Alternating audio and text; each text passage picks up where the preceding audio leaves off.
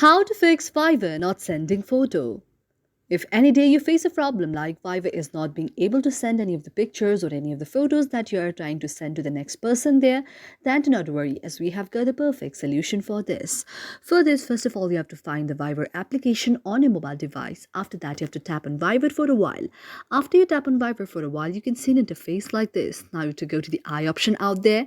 After you tap on the eye option, you can see the next interface, that is the interface of the app information.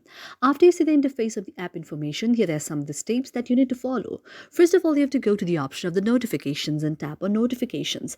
After you tap on notification, you need to enable the allow notification. You also need to enable allow sound and vibration.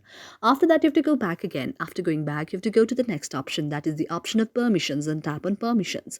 After you tap on permission, you need to allow the permission to the call logs, to the camera, to the contacts, the location, to the microphone, to the music and video, to the notification, to the phone, and to the photos and videos. After that, you have to go back again.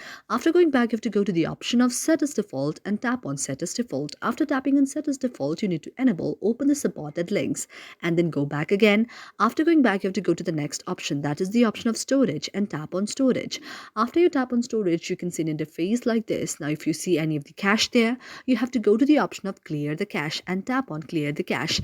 After you clear down the cache, the very cache will be deleted from your very application there. Now you have to go to the next option, that is app details and store, and tap on app details and store. After you tap on app details and store, your very application will be opened in the Google Play Store. And if there is any update application option out there, you need to update your very application, and this way your problem will be solved. Thank you for watching our video, and if you really like it, do not forget to subscribe our channel.